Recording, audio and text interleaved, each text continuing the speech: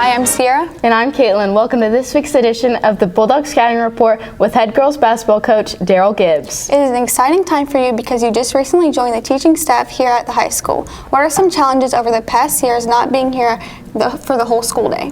Okay, so this is my second year as a head coach in my first semester, and I thought there's a lot of challenges that you have because you don't get to see the girls all day. They don't know, they really never really got to know me the first year or the first half of the semester because they only know me as the guy who comes in from his other job, kind of guides them and coaches them and sometimes yells at them a little bit, and that's really all they got. And then I leave, and then the next day they see me again, and that's all they got to know me as. And being in the building has helped a ton because the girls will come visit me and we'll talk. I hear about their day, and they kind of see me as being a regular person who doesn't just only care about basketball from that time to that time. So I think it's been very helpful at the start of the season, or coming into the end of the season. Good.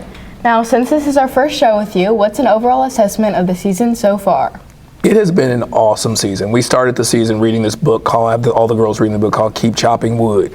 And that book deals primarily with the idea and the concept of trying to not look ahead. You do the work early, and we work on little things, and you chop little wood now so that when it gets super cold, you're ready for that fire to be stoked. And so really we kind of focus on that. And so every game, every time we play, every time we practice, trying to keep them focused on that aspect. And I think it's helped us because I think we go into games and we're less like our game last night. We go into last night's game, it was a big game.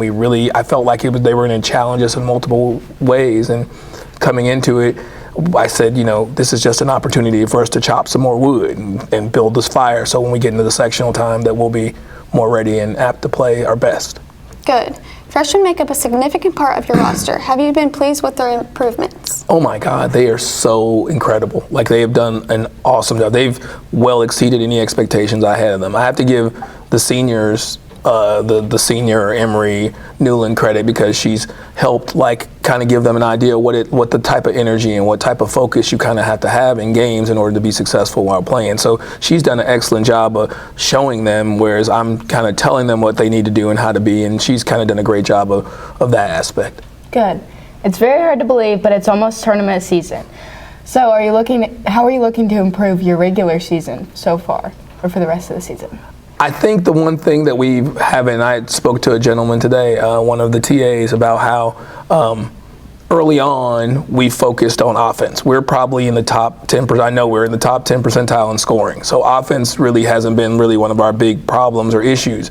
But one of our things we hadn't talked about is defense. So this week, or the last 2 weeks and going into sectional times, I'm secretly sneaking in more defense and focusing more on the defensive aspects with the hope that knowing that, yes, we can probably score, but once you get to sectional time, defense becomes a high priority, and being able to stop the other team from scoring and doing what they want to execute becomes even more important. And that's why we've been focused on the last couple practices, and really we'll be focused on the rest of the way.